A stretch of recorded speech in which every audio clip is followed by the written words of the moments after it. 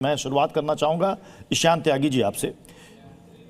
इस बजट को लेकर सत्ता पक्ष और विपक्ष की तरफ दोनों तरफ से बयान है। प्रधानमंत्री ने कहा कि यह विकसित भारत 2047 के सपने को साकार करने वाला बजट है और सत्ता पक्ष से कहा जा रहा है कि ये इसका जो परिणाम है वो बाद में नजर आएगा, दूरगामी परिणाम।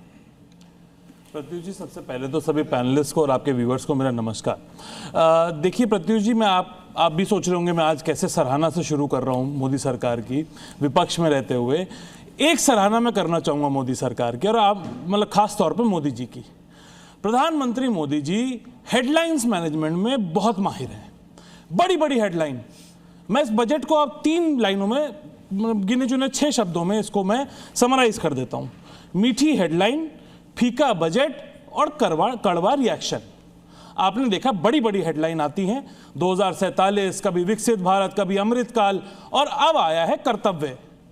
उसके बाद फीका बजट ये कैसे है मैं आपको बताऊंगा। कड़वा रिएक्शन आपने देखा होगा कि सेंसेक्स जैसे ये बजट अनाउंस हुआ 2300 पॉइंट नीचे आया और लगभग 8 लाख करोड़ रुपए मार्केट से हवा हो गए आज देश की इकोनॉमी से। तो ये दिखाता है कि ये जो बजट है इसका कड़वा एक रिएक्शन आया। अब आइए पहली बात पे आपकी। आपने बोला कि 2047 के लिए ये बजट प्रधानमंत्री मोदी जी कह रहे हैं कि 2047 को दिमाग में रखते हुए आया है। मुझे ये बताइए कि आज की भूख का निवारण, आज की नौकरी ना होने का निवारण, आज की थाली का निवारण, आज अगर किसी के पास, एक युवा के पास नौकरी नहीं है, इंटर्नशिप नहीं है, उसका निवारण, उसके सपनों का निवारण आप आज करेंगे या 2047 के लिए उसको इंतजार करने के लिए छोड़ देंगे? मुझे इस सवाल का जवाब मिलना चाहिए इस डिबेट में से आज। दूसरी सबसे महत्वपूर्ण बात मैं बात करता हूं, मैं देखिए सकारात्मक चीजों पे बात होनी चाहिए। मेक इन इंडिया जब आया था तो प्रधानमंत्री नरेंद्र मोदी जी ने सपने दिखाए थे कि मैन्युफैक्चरिंग जो है वो हमारे देश का, जब हम छोड़ के गए थे सत्ता में से 2014 में, तो मैन्युफैक्चरिंग जो है वो 17% से 2022 तक मैं 25% लेके जाऊंगा। छोड़ दीजिए कोविड को भी, 2024 आते आते वो 12.8% रह गया मैन्युफैक्चरिंग। मैन्युफैक्चरिंग क्या है? जब तक हम मैन्युफैक्चरिंग नहीं करेंगे, जब तक हम नौकरियां उत्पन्न नहीं करेंगे, जब तक हम मैन्युफैक्चर्ड प्रोडक्ट्स अपने जो मैन्युफैक्चर, देखिए मेड इन इंडिया और मैन्युफैक्चर्ड इन इंडिया में बहुत फर्क है। ये सरकार इतनी बड़ी बड़ी हेडलाइंस देती है कि आज देश सबसे ज्यादा फोन बना रहा है, जो सब कुछ असेंबली हो रही है।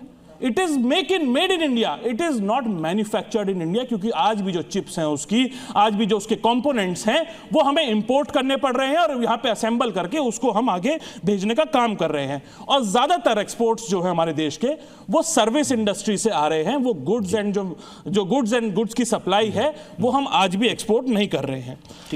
एक बात मैं इस पर बड़ा इंपॉर्टेंट तरीके मैं ये कहना चाहूंगा सभी मेहमानों से कि वक्त को देखते हुए, चूंकि समय कम है, इसलिए सभी अपनी अपनी बातें, चूंकि बड़ा पैनल हमारे साथ, मैं बिल्कुल संक्षिप्त में खत्म कर देता हूं।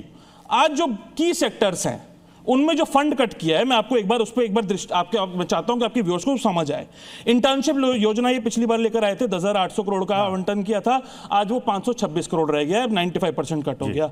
हेल्थ में 3,685 करोड़ रुपए इन्होंने कम कर दिए, एजुकेशन में 6,701 करोड़ रुपए कम कर दिए, सोशल वेलफेयर में 9,999 करोड़ रुपए कम कर दिए, एग्रीकल्चर में इन्होंने 6,985 करोड़ रुपए कम कर दिए, रूरल डेवलपमेंट में 53,000 करोड़ रुपए कम कर दिए, अर्बन डेवलपमेंट में लगभग 40,000 करोड़ रुपए की मतलब आप कह रहे हैं कि हर सेक्टर में कम कर दिया। बिल्कुल, अनुसूचित जनजाति और जातियों के लिए भी जो पीएम अनुसूचित जाति अभ्युदय योजना थी उसमें 890 करोड़ की कटौती कर दी।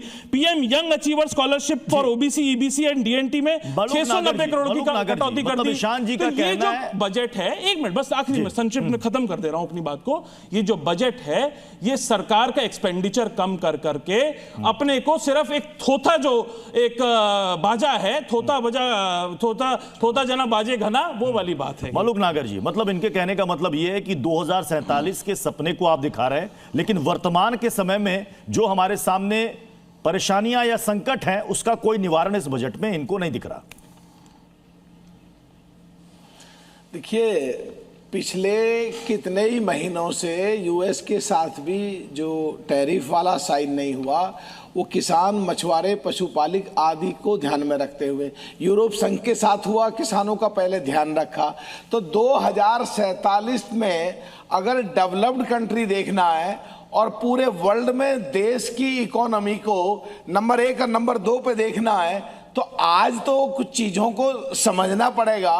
पर ये हमारा बहुत व्यक्तिगत स्तर पे बहुत त्यागी जी बड़े प्यारे भाई हैं, पर इनके नेता अगर देश की संसद से निकल के प्रीमाइसिस में ही देश की इकोनॉमी डेड कह देंगे, जो 65-60 सालों में इनका राज रहा, तो इन्हें कुछ ना कुछ तो बोलना ही है।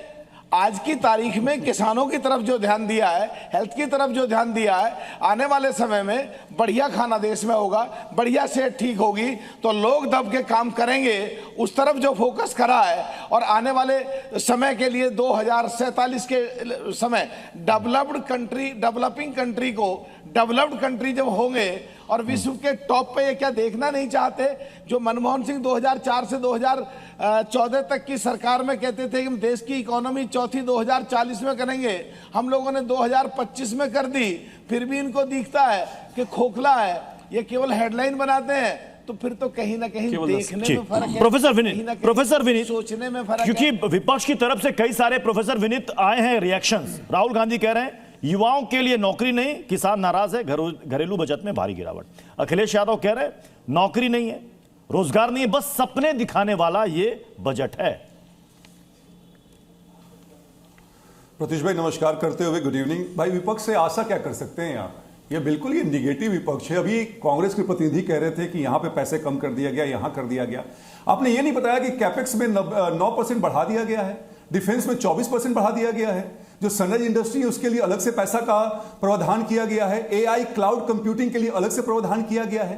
तो जो सेक्टर ज्यादा प्रायोरिटी ढूंढेंगे कहीं से बजट कहीं तो शिफ्ट किया जाएगा ना। प्रत्युष भाई अगर मुझसे पूछा जाए तो मैं कहूंगा कि बिल्कुल बैलेंस, स्थिर और बिल्कुल गंभीर बजट है जो कि भविष्य को देख के बनाया गया है। और यह दर्शाता है, क्योंकि अक्सर हम लोग पे ताना आता है कि भाई लोक लुभावन पॉपुलिस्ट बजट है, चुनाव के मद्देनजर बजट बनाया गया है, लेकिन इस बार तो ऐसा कोई नहीं कह सकता है ना।